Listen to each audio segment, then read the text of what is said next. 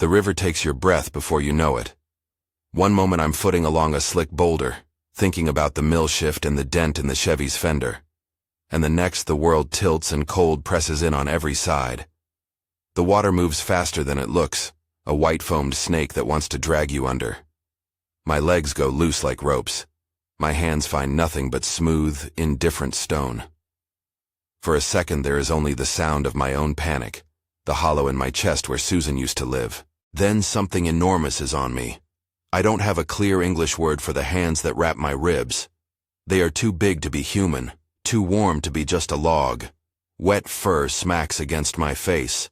There is a shove that lifts me free of the current, and a dragging that is more careful than it has any right to be. Whatever it is, whatever creature has a hold of me, pats me once on the back as if checking for a pulse, then hauls me out onto the rocks and leaves me there like someone tucking a child into bed. I lay coughing and tasting river grit, and an ache that reaches back to the funeral parlor, and the open casket where Susan's eyes looked like the last thing that belonged to me. In the delirium of cold and shock, I look up, and it is massive, hunched like a man in a hillman's cloak, face overshadowed, eyes reflecting a dim, thoughtful light. It does not roar. It does not smirk at the absurdity of saving a man. It tilts its head the way a dog might, then turns and takes a step back into the trees. I should have run. I should have screamed. I should have called someone. Instead, I reached into my pack, hands trembling, and pulled out the emergency blanket I'd been supposed to wrap myself in. My fingers fumbled with the foil. The blanket felt cheap and ridiculous in my numb hands. I threw it where the creature had stood, a small human thing flapping silver in the shadow of pines. Then I lay there until my breaths stopped sounding like they were borrowed. When I tell people this, they want the photograph, the footprint, the hair to be bagged and put under a microscope. They want proof, because the world is organized by proof. I don't have those things in the way they imagine. What I came away with that night were two small physical facts and a knot in my chest that would not unclench.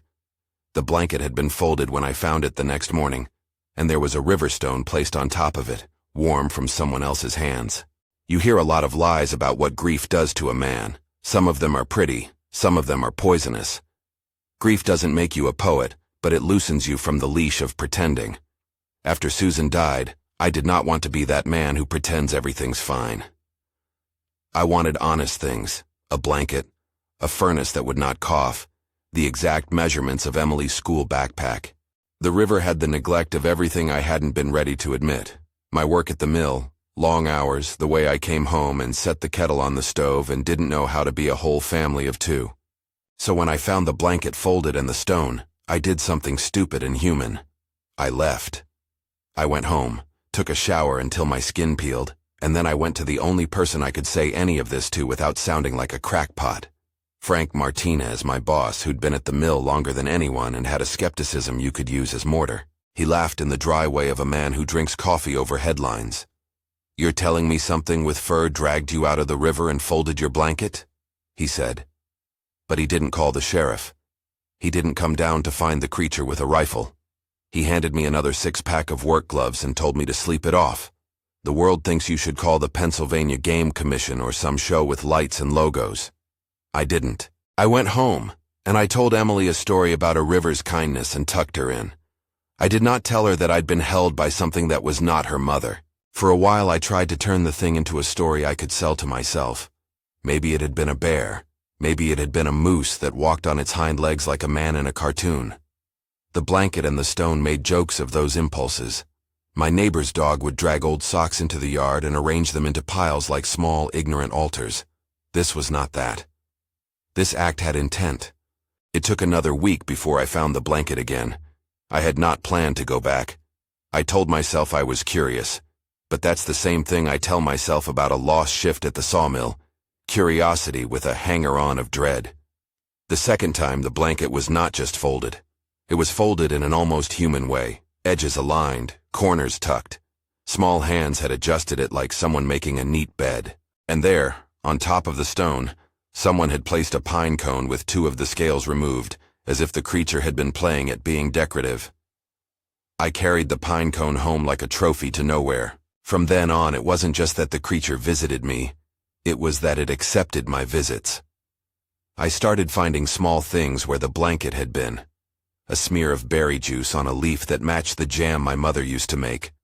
A carved sliver of wood that looked like a child holding its knees to its chest.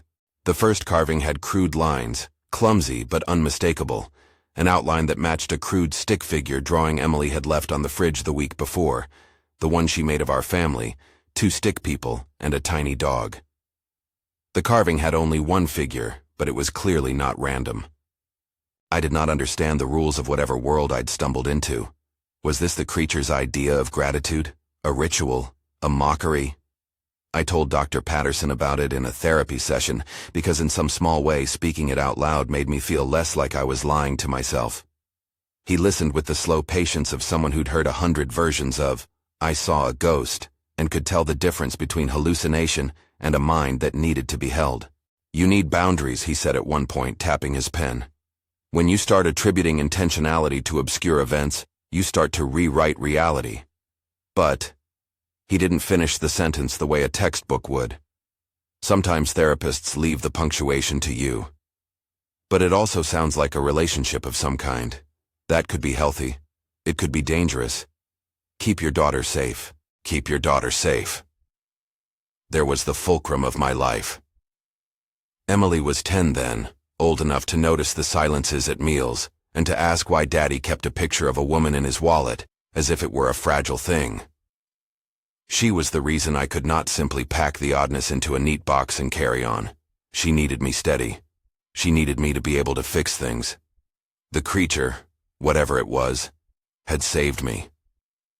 Somehow in that saving had been a recognition, a bridge. I could not pretend the bridge didn't exist, any more than I could pretend Susan had not been real. I started carrying a second spare blanket in my truck from then on. The sort of cheap emergency thermal foil you get in the sporting goods aisle. I left food sometimes. Peanut butter sandwiches wrapped in wax paper, stale crackers, bits of dried meat from the mill's lunchroom. Sometimes there was something left in exchange. A line of small, smooth stones, stacked like cairns. A ribbon of peeled birch bark coiled into a small, neat spiral. Once there was a rough charm carved from a piece of cedar that looked like a swollen thumb with a notch in it. These things were not random. They had thought behind them.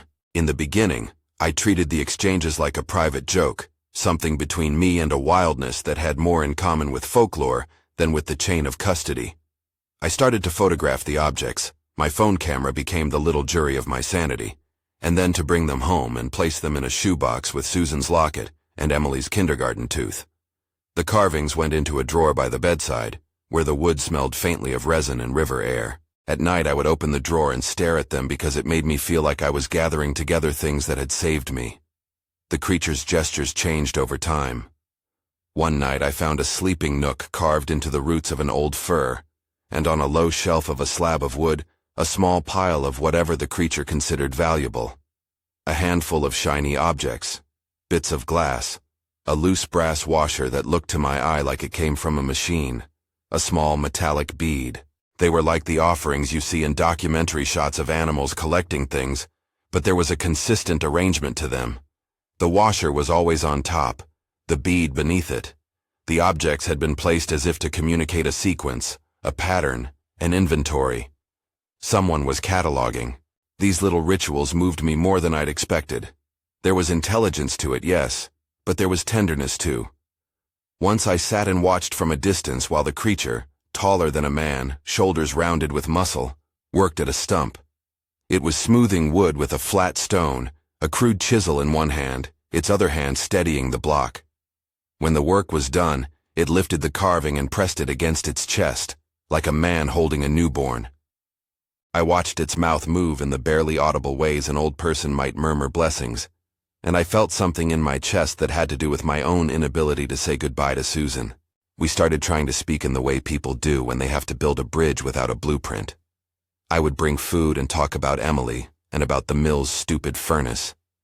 I would show pictures, telephone printouts, photographs of a truck dashboard, a snapshot of Emily in a soccer jersey, and I began leaving drawn marks in the dirt with a stick, a circle for me, a smaller circle for the creature, lines showing paths between them. Sometimes the creature would watch. Sometimes it would be intent on its own work and not look up at all.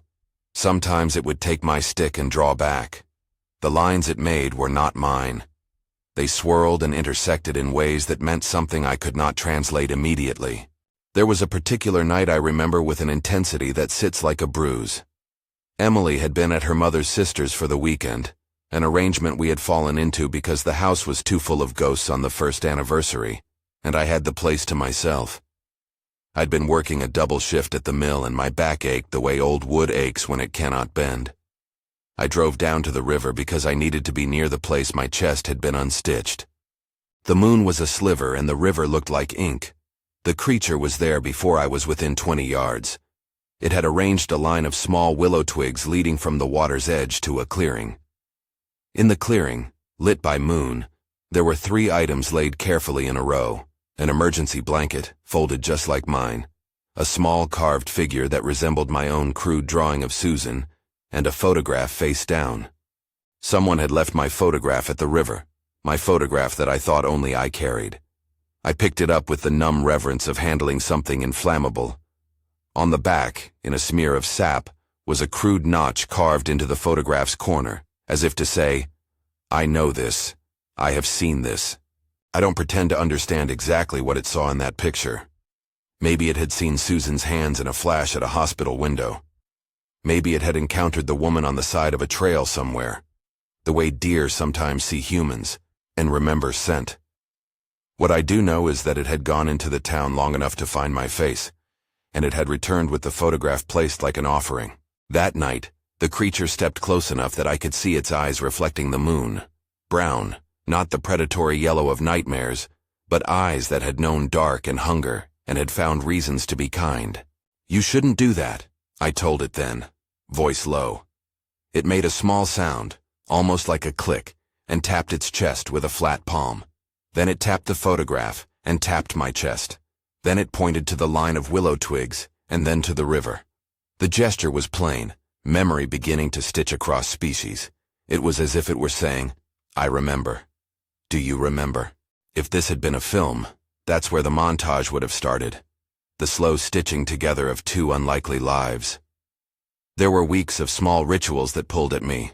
The creature bringing me a twig with the bark stripped in a certain pattern. Me leaving Emily's old soccer charm in the nook where the creature slept. A carved figure that seemed to replicate Emily's laugh, if a laugh could be reduced to a curve of wood. The creature learned the rhythm of my days. It noticed the dent in the Chevy. Once, when I had to work late and couldn't pick Emily up, it left a loop of vine on my truck's antenna, tied in a clumsy knot, as if to say, "I know you were supposed to be here." We found ways to exchange information. I learned that laying out a particular arrangement of rocks could mean a question. A single upright stone could mean yes. The creature learned that a horizontal stick could mean no. We developed a rudimentary grammar of gestures and objects that hung in the air like a thin net. It was slow, like teaching a child to speak, and late nights I would come home with sawdust in my hair and feel the hum of something opening in me. There was a joy, sharp and private, that came with being the first witness to another mind showing its face. Then, a turning. The creature brought me a carving of a small figure with one arm missing and a deep gouge beneath the eye.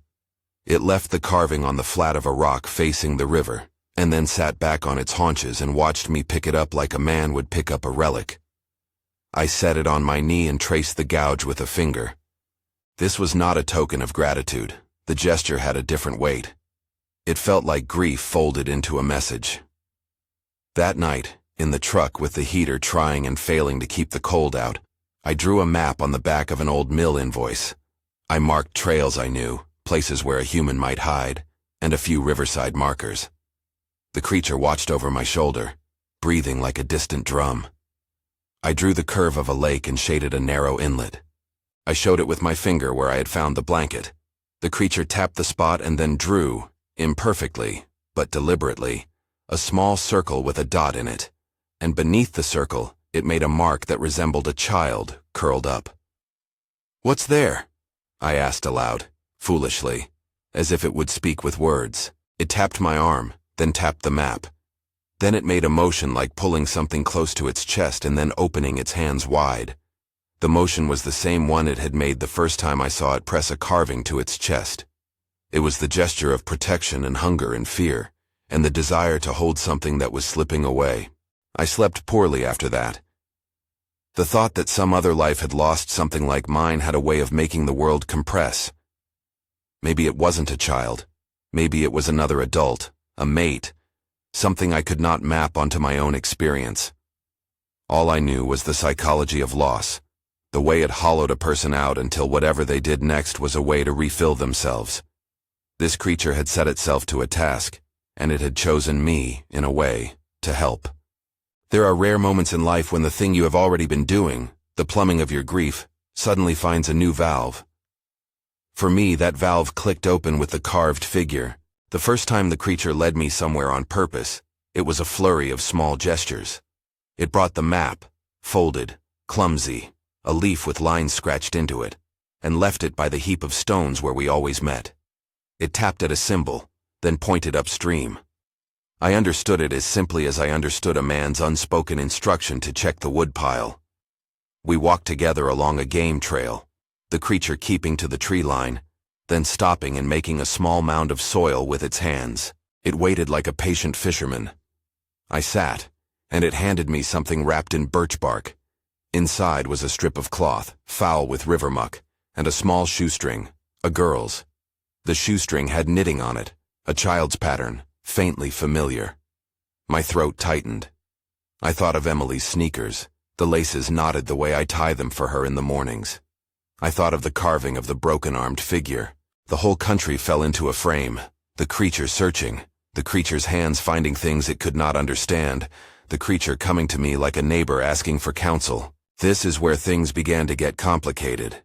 Acting on intuition and on grief's borrowed courage, I started to look for tracks. I snapped photos of anything that might be of use, prints in mud that suggested a biped larger than human, tufts of fur packed into branch forks, the crushed bloom of a particular fern where someone, or something, had walked recently. I traced routes with my finger on that map on the mill invoice, and the creature would move my finger with great care, tapping a particular spot repeatedly like a man insisting you remember an appointment. The weeks blurred into an apprenticeship. The creature learned to mimic certain sounds. It could imitate a low human groan that sent birds scattering from the pines, and I learned to read its pauses. We had a shared practice now, a ritual that bound us together with the same thread of grief. I began to believe, with the desperate faith of someone who wants to be useful, that if we looked hard enough, maybe we could find whatever it was that had been taken. Maybe that whatever was small, maybe large, maybe it had been hurt, maybe it had been frightened away. The content of that maybe didn't matter as much as the fact that there was a maybe, and the creature employed me as if I were the only person it could trust. Frank found me with my muddy boots and a pencil behind my ear and said nothing for a long time. His silence was its own language.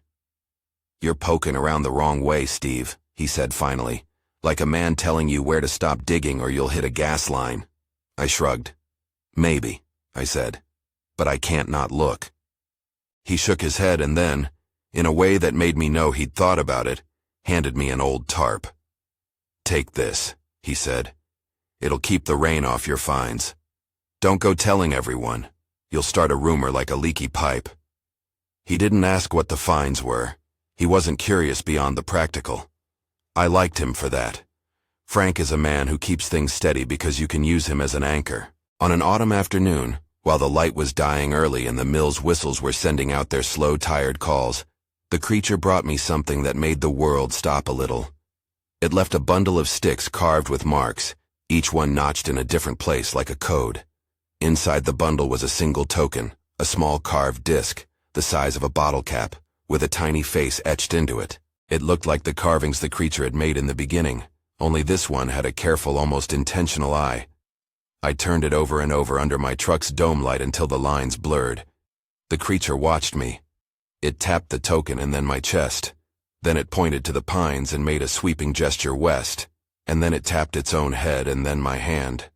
It wanted me to follow. It wanted me, it seemed, to understand its thinking and to be part of it. That was when I made a decision that would split my life into the time before and after. I told Emily I had to run some errands up by the old trail. She shrugged. 10 years old and used to the ways of my work. She leaned over and kissed my cheek the way kids do without knowing the weight of the world. I put the carved token in my pocket, felt it press into my thigh like a heartbeat. The forest smelled of wet pine and diesel. I drove the Chevy to the edge of the woods, left it with the keys under the driver's seat the way I always did, little acts of trust, and stepped into the dark, following a path I felt more than saw. We walked until the daylight thinned to a cold blue. The creature moved with a kind of economical grace, its silhouette shifting between trees like a shadow made of muscle. It led me to a place where the ground sloped down to a narrow inlet the river made before it widened into a lake. There, half swamped by reed and mud, we found a small piece of plastic, a child's toy, its colors bleached, but still recognizably molded into the shape of a tiny animal. Water had cut out half of it. The other half was sticky with algae. I knelt and picked it up, the plastic warm from the day's leftover sun. For a moment, all my life compressed into the object. The funeral, the photograph, the carved figures, the blanket on the riverbank. The creature touched the toy with a finger like one would touch a wound, and then it tapped the mud, then tapped the tree line. It did not say a name. It made a sound that I would later learn was its way of naming, a low, rolling rumble with a staccato finish. I, who had not believed in much that couldn't be fixed with elbow grease in a truck, felt something open in me like a window. This is where the story's first act should probably end, in the muddy inlet with the piece of plastic in my hands and the creature making a sound that felt like a plea. It is where the quiet communion between a grieving man and a grieving giant turns into a plan. I can tell you now that by the time we left the inlet that afternoon there were footprints in the mud that should not have been there, and there was a map with a new mark where before there had been none. I can tell you I tied my boots tighter, and that the night in the truck felt like the first night of a return. If you're still with me, if this kind of slow eyewitness thing is the sort of story that makes you sit up and listen, subscribe for more long-form tales like this. The rest of it is not what people expect when they imagine legends. The real shock is never the size of the hands that saved me. It is the reasons those hands had for reaching out, and the choices they force a man to make. We moved from looking to hunting with the desperate efficiency of two beings who'd been practicing a long time to miss what mattered.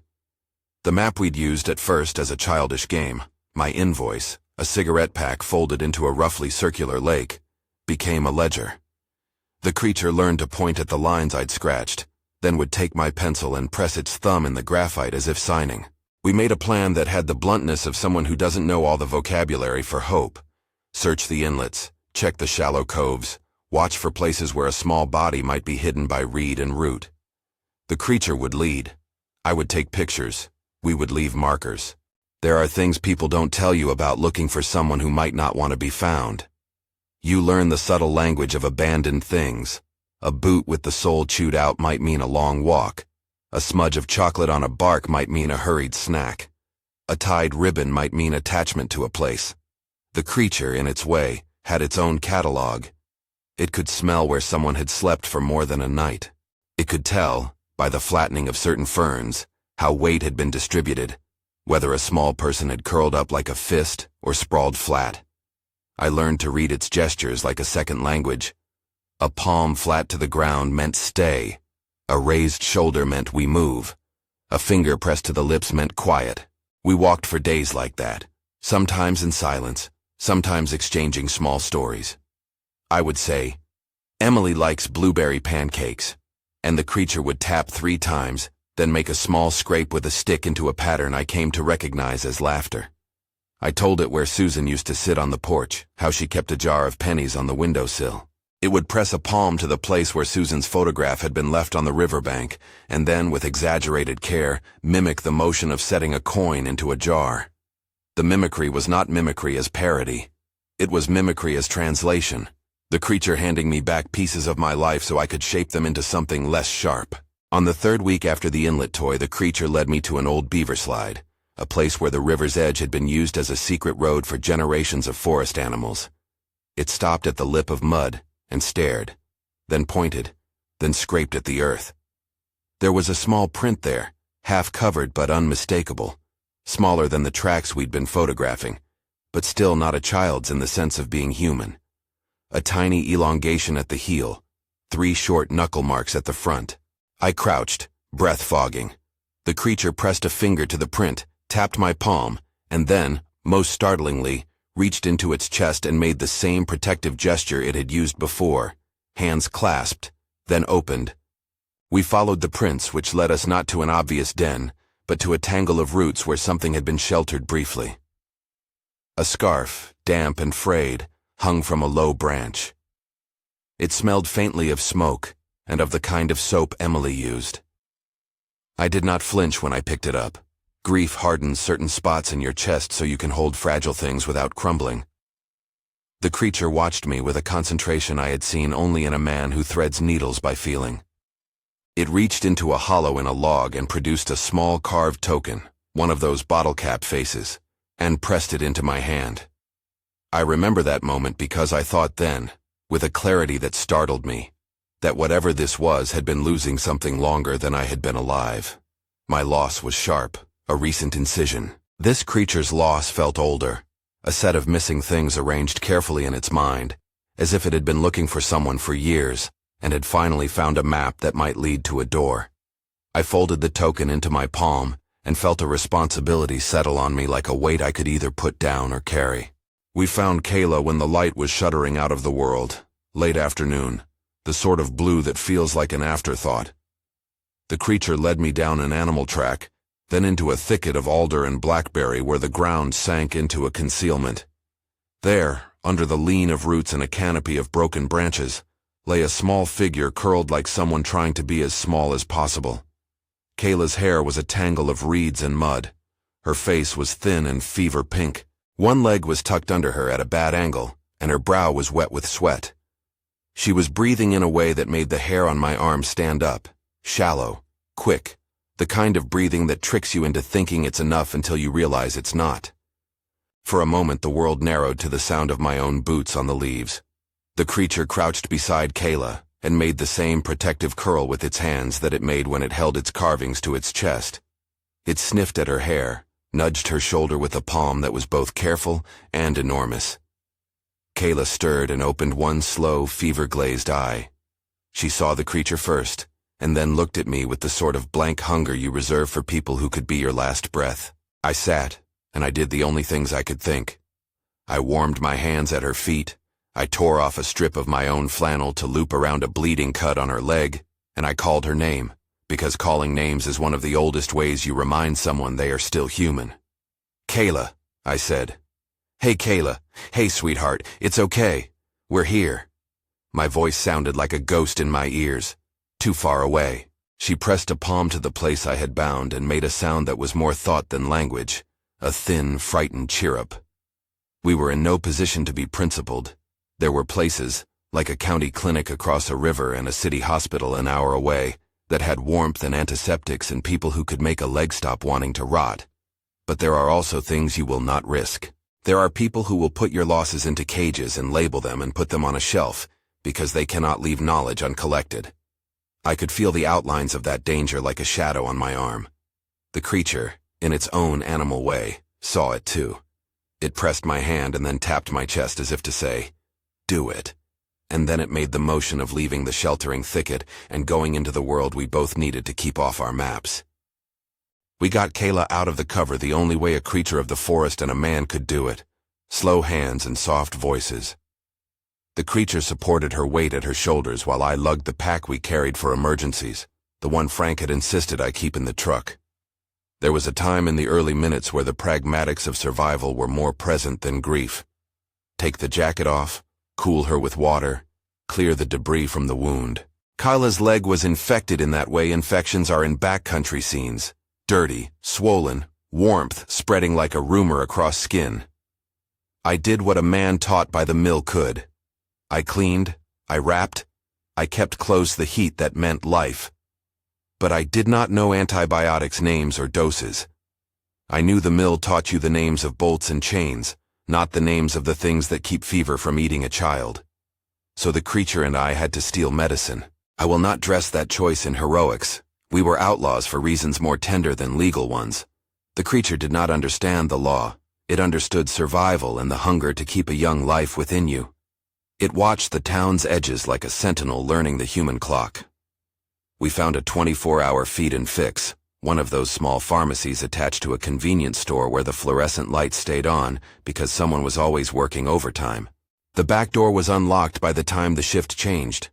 A delivery had been left by the dock, boxes stacked, one of which had small white packages, antibiotics in blister packs meant for a dog breeder or a farm. The creature, sure as a fox, took one box and left the rest as it found them, replacing a tin of loose screws with a smooth stone as if to say, "I have done this with care." It was clumsy and silent, and not the romantic theft of a cinematic heist. The creature moved like an animal that had watched humans enough to understand the outline of their habits. It slipped through a swinging door, pressed itself to shadow, and then bore back its prize in its mouth like a giant awkward dog. It crossed the parking lot on all fours and left not a hoof print, not a sign beyond the smell of cold inside the package when I opened it under the porch light. I gave Kayla a single dose as best I could manage. I had to make a decision without a manual. One tablet into a strip of bread, a swallow of water. She gagged and then swallowed like a child who had been told to get through a storm and had no other plan. The fever did not break immediately. It folded like a heavy curtain, and then slowly, the air in the shelter changed. Kayla's breath deepened, her fingers unclenched. She opened her eyes without that far-off look. When she began to smile, the creature made a sound that lodged in my throat. It had been low and steady until then, a rhythmic hum, and when Kayla's color came back, the hum turned into a single, thin whistle that could have been considered a laugh. The creature pressed its forehead to Kayla's and then to mine. I wanted to cry. Instead, I pressed my face into the hollow beside Kayla's ear and let all the things I had to hold, Susan's absence, Emily's absent spoon at the dinner table, settle for a second into a place where they could be seen and not demanded from me. Kayla's recovery was slow. We fed her what we had, crackers, watered-down tea, a little smoked meat that Frank would have frowned at, but we could not have been choosier. She drank the syrupy medicine in parts and lay with her head on my knees while the creature sat watch at the mouth of the shelter. Once, Kayla whispered, "Bright," and pressed a thumb into my wrist. She had a vocabulary of drawings and sounds. When she wanted to say more and could not find the exact English, she would sketch with a stick, a square with lines and then little people within it. The drawing was primitive, but there was a human horror in it that a man knows at once. Bars, walls, a shadowed figure with a needle. After she was steadier, the thing that made the blood run chill was not Kayla's leg, but the pictures she drew when she believed she wasn't being watched. She would wake in the night with nightmares, and then, in the gray early hours, scratch on the bark of the trunk where we had bedded down. Fragile hands made pictures of a room with bright lights. Little stick figures were drawn with mouths missing. There were pictures of cages, of metal bars, and a man in a white shirt holding a clipboard. Kayla would press her fingers into the charcoal, and then trace the shapes with her thumb, the way someone traces a scar. We took photographs of those drawings, and I carried them around as you carry a thermometer that tells you whether a fever is rising. The creature would take the pictures and, with obsessive patience, point to each drawing, and then point to the woods. We suspected, and suspicion gathered like a storm cloud. Some human place had held Kayla. Some human place had taken someone she loved or had stolen her from where she belonged. We talked in what passes for talk between a man and a creature who has learned the ethics of certain gestures. The creature brought me a carved piece shaped like a human in a rectangle, and then tapped its own chest and made a motion to be bound, like hands tied. It had found a way to make the idea of captivity have a sign. It is here that the story gets dangerous, not the way people think, with chases and guns, but with a quiet, patient human curiosity that turns into something more dangerous because it cannot leave well enough alone. We were not secretive because we liked hiding. We were secretive because there were people who catalog knowledge and then monetize or weaponize it. Kayla's drawings had the bluntness of memory and a child who had seen too much.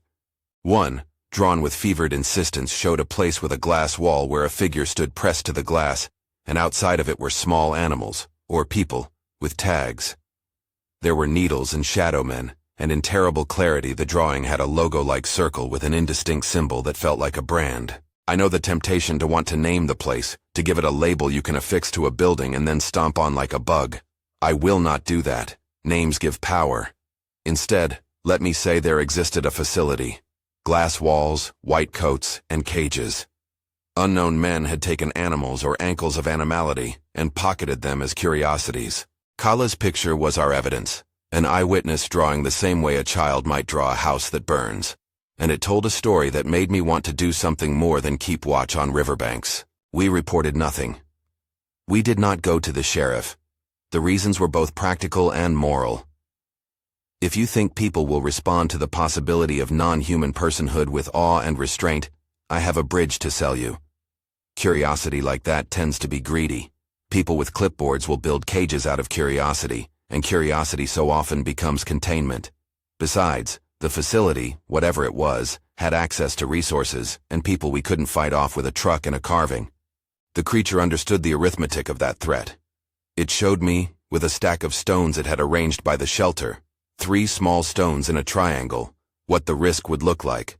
First a visitor, then a camera, then someone in a vehicle who didn't understand borders, so we made another plan. If a child's safety depends on more secrecy than exposure, then secrecy is the right path. If a family of wild beings must be given space without invasive hands, then you become the person who knows and does not tell. That, I had to learn, was part of the gift the creature gave me. Not only a life, but a task that would make meaning out of grief. There came a night when the danger decided to show itself in a way that left no room for ambiguity. I was at the shelter with Kala and the creature when headlights swept across the trees. At first they looked like deer in the brush, 2 beams moving with purpose. Then the beams stopped and a figure emerged. A man in a jacket that didn't fit right at the shoulders, a hat pulled low. He was not from town, not Frank's kind of man. He had the sort of practiced, careful look of someone who counted things for a living. He stood at the tree line and simply watched. The creature froze like a hunter sensing a snare. "Who are you?" I called without thinking. My voice was all the treble of someone who knows the sound of being caught. The man did not answer. He raised a camera, clicked, then replaced it in a way I had seen men do when they were gathering evidence. He looked at the shelter, then at the small carved tokens I'd left outside as commonplace offerings. I won't pretend I had a plan. I gripped a length of rope in my hand and stood because my feet did not know a better posture. The creature moved between the man and Kayla with its body like a barricade. It made a sound I'd never heard before, close to a hum, but with a higher knuckle at the end. The man took a step back and said into a phone, words I didn't catch. Suddenly tires crunched and more lights came, and I knew the kind of sound a trap makes. Not loud and dramatic, but the slow, inevitable rumble of a community that had noticed a peg out of place. We had to move. The creature tucked Kala up, and the 3 of us slipped through a back path the creature knew like a vein. We moved low and fast. The man and his companions fanned out, but did not follow into the dense underbrush. They waited where the trail opened onto dirt and broken road. We left behind the carved token with the face, because one of those things was worth less than a child's life. After that night, the visits grew scarce. The creature would come sometimes and sit for a while, tapping a small flat rock twice near the shelter as a question. I would bring Kayla a bowl and set it down and make the small decision to stay at the edge while the creature fed her. The man with the camera had asked questions later. Indirection at first. Casual conversation in town that felt like the thrust of a fishing line. "You been down by the old river?" someone would ask, too casual by half. A truck with tinted windows idled too long outside the feed store. People asked me about my late-night drives. Frank warned me with a look that said, "You are getting pinned." It came to a head the afternoon Emily's teacher called to say that Emily had drawn a picture at school of a big friend, and that the school had asked questions. Emily, bless her, had sketched a giant with a small person on its shoulder and had given it to her teacher as part of show and tell. The teacher had called to say it was interesting. I remember the jab of panic in my chest, as if someone had placed ice on a burn. "You need to tell me everything," Frank said when I drove him down to the river in the Chevy. "Because if there is one person in this world who would not go sniffing for glory, it was him." He sat in his truck like a judge with a heart. Frank is the sort of man who will tell you plainly when you're about to do something dumb. If there's something in that wood you think could be taken, you can't keep it, Steve. People'll come. They come for what they don't understand. And they come with nets. I know, I said. The truth is I did not know. I had learned a few things. How to make a child's fever bow to a pill smuggled from a night store. How to read a creature's pauses like a language. But I had not learned how to fight a group of men whose business is curiosity and control. Frank tapped his fingers on the dash. Maybe you can't stop what's coming, he said. But you can make sure you don't bring Emily into it. I made the choice then. Keep Emily away from the river. She would still go to her aunt's sometimes. I told her I had to work overtime, and she accepted it with the resilient trust of a child. I watched her go, and I felt each small thing in me sear with the knowledge that I had a responsibility not only to keep Kala safe, but to keep my daughter safe from the ripple of attention our secret might attract. We began to alter our meetings. The creature would leave a carved figure after dusk in some place that was out of the way, on the underside of a fallen log, tucked beneath a flat stone, and I would find it in the morning. Kayla's visits became less frequent as we moved her deeper into the forest, wherever the creature had marks that spelled safety. We built a den under a root ball that had a narrow entrance only a creature with certain proportions could navigate. We taught Kayla how to be quiet like a stone. She learned to sleep with the light of the moon in her eyelashes. But secrets leak. People are not made to hold everything in. The man with the camera did not give up. He asked more precise questions and began to notice patterns. My truck seen at odd hours, the footprints near the feed store, a discarded bottle cap face found in the brush. One afternoon he followed me home, I realized later, and took a photograph of the truck with my license plate blurred on purpose, so it looked like a still from a documentary. That evening someone knocked at my door. There was no badge. The man introduced himself as an independent researcher, a writer interested in local folklore. He was too smooth, too ready with facts about other people's discoveries. You see things ordinary men don't, he said, tilting his head in that practiced way. The town likes its stories. We keep them. People would be interested in what you found. I told him what I could. I showed him the carved bottle cap token, the photo of Kayla's drawings. He nodded like a man whose jaw itched for the sort of prize that makes a career. He asked where I had been and who had been with me. I told him a partial truth. I had been walking trails and sometimes I had gone alone. The researcher left with a smile that felt like the closing of a lid. That night the creature did not come. The silence was like a weight on the shelter's roof. Kayla slept fitfully. The world had changed. No longer were we two fugitives acting from a private accord. There were others who had eyes and interest. The creature pressed the palm of its hand to my cheek the way you press on a fevered brow and then tapped twice into the earth, our sign for we separate. We understood each other without romance. The creature, whose kind had likely been hunted for curiosity before, understood that as soon as men had interest, they might go from interest to capture. The thing about humans is, we classify first and ask questions later. A creature that can make carvings and fold blankets has the misfortune to be algorithmically interesting. It is unusual enough to be a headline, complex enough to be a subject of study, and in the wrong hands, valuable enough to be owned. The morning after the man with the camera came to my door, I met the creature on a ridge where the pines thin into meadows. It did not speak in words, but it made a gesture we had come to understand as negotiation. It pressed a carved figure into my palm, a four-figure carving, small and finished, showing a large figure, a small figure, and two diminutive shapes that looked like family. The carving was more detailed than anything it had done before. The eyes were tiny crescents, the hands folded in a way that suggested both thanks and apology. The creature put its own enormous hand over mine, palm to palm, and then it tapped my chest and then its own multiple times before making a sweeping gesture toward the tree line, and then the town. This was not a request. It was a decision. It was saying, we will step back from the river for now. We will not leave traces. We will sever the pattern that draws eyes. I do not think I ever knew a pain as sharp as the knowledge of that parting. The creature's decision was rational, beautiful, and brutal. We had forged a human-animal covenant built on reciprocity and mutual grief. To break it was to violate the tenderness we had nurtured. But to persist would be to risk Kala, to risk the family that had made me believe in reciprocity across species. I asked if there was another way. The creature tapped the carved figure on my palm, then pressed its hand to its own chest and made the motion for keep. It was as if to say, "Keep this. Keep what we have learned." The creature took one of the carved little faces and pressed it onto my cheek like a benediction.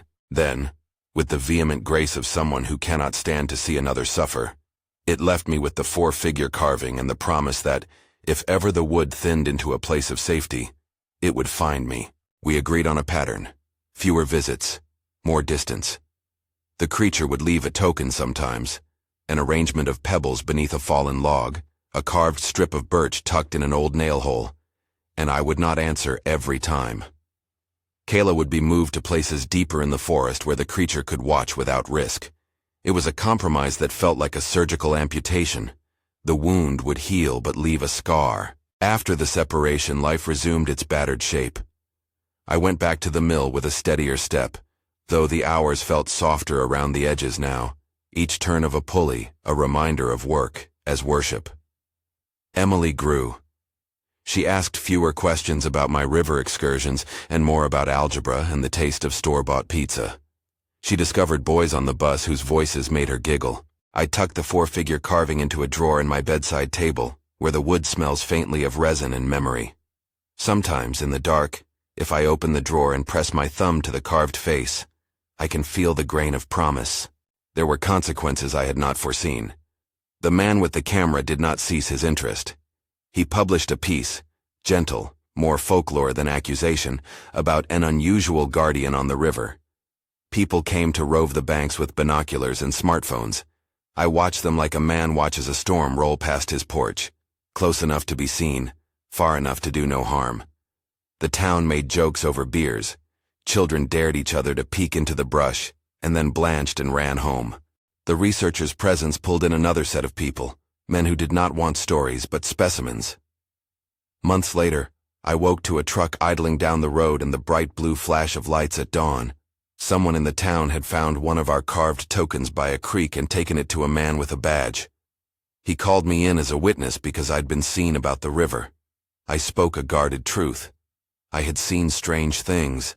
I had found carved objects. The investigator's eyes were flat as a sheet of metal. He asked where Kayla was. I said nothing. If there is a moral of the part of the story that involves the men in trucks and clipboards, it is this: the world has people who can listen, and then decide for you. They can decide to step into a forest and mark out territory the way a farmer marks out fields. They wear expertise like armor. To them, a creature that folds a blanket is an artifact. If only the men with clipboards could have been moved by the carved four-figure the way I was. If only they had known the tenderness in the way a creature holds a carved hand to its chest, perhaps their decisions would have been different. But people are people, and so we made the compromise. Secrecy over exposure. Years pass, and secrecy becomes its own strange habit. Emily grew into a teenager with a laugh that filled a room. She found small ways to keep me whole, folding my shirts with the method of someone who loves chores, leaving post-its on the milk telling me to remember a dentist appointment. Susan's picture remained under my palm when I slept. I still go down to the river sometimes, not to search, but to keep vigil. I look at the line where water meets rock, and imagine a weight shifting beneath the current.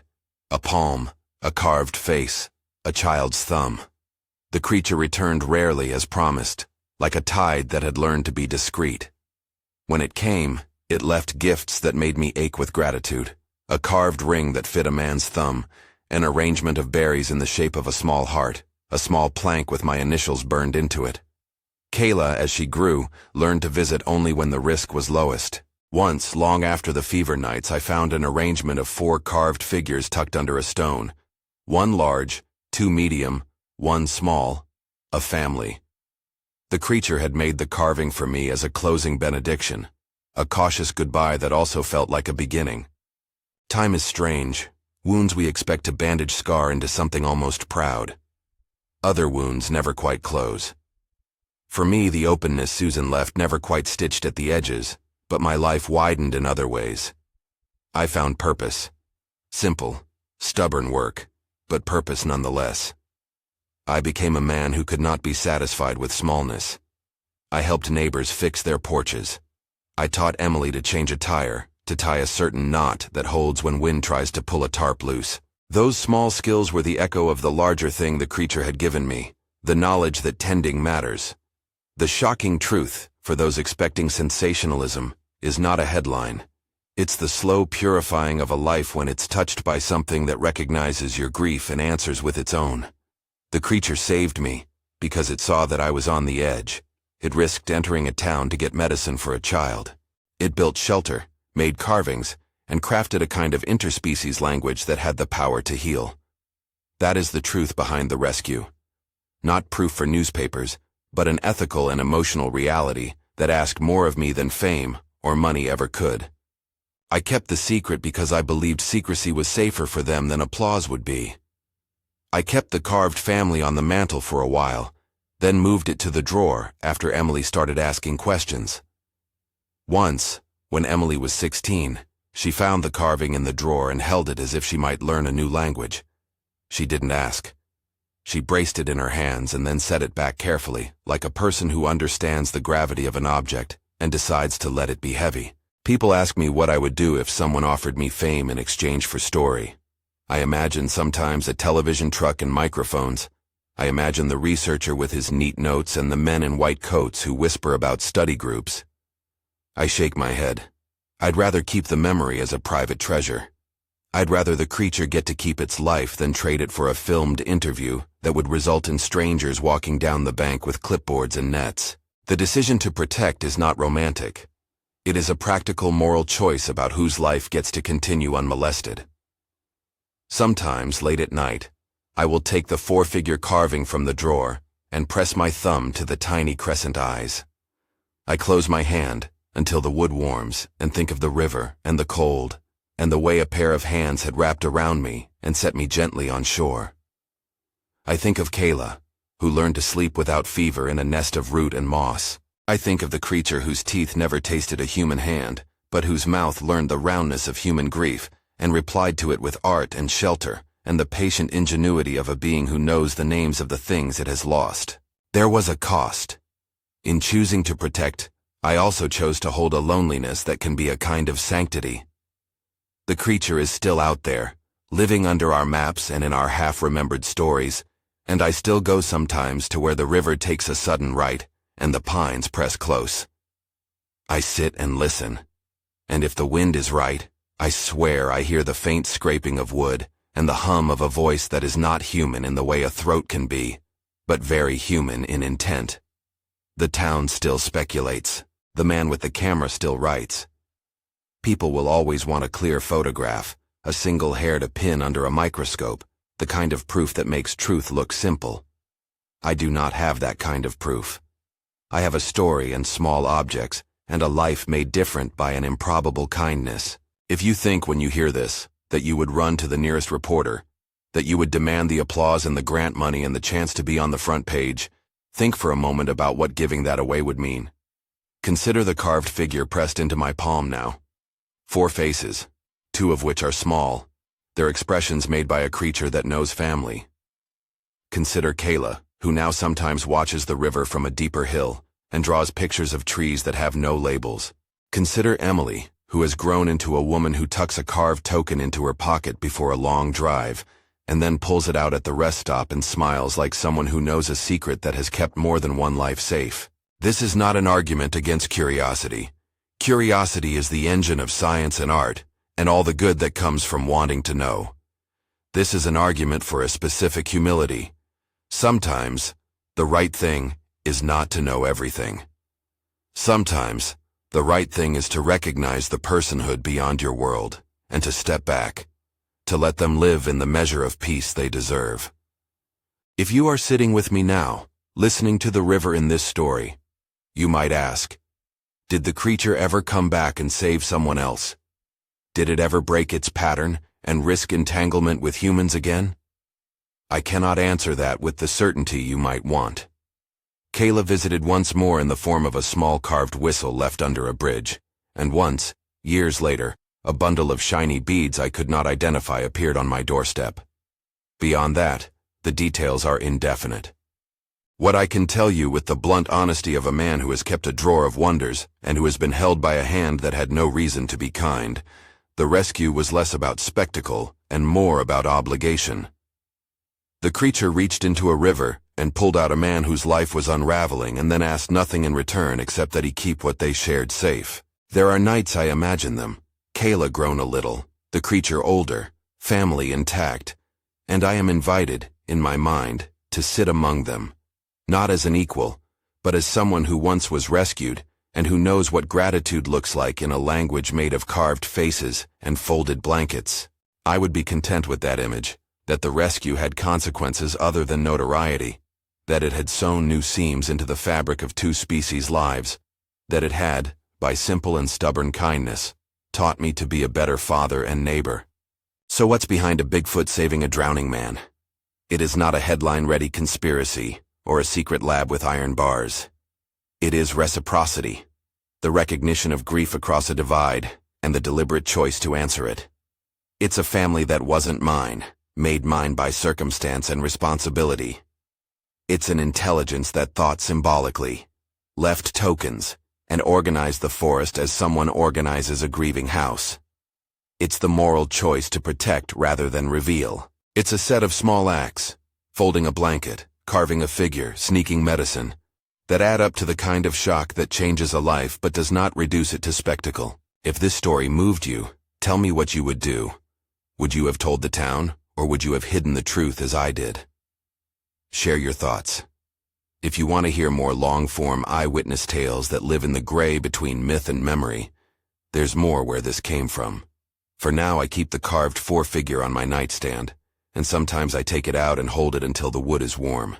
It is small proof, small, careful and heavy with the kind of truth that isn't meant for a headline. It was enough to make my life different, to give me back the shape of a purpose I thought I'd lost.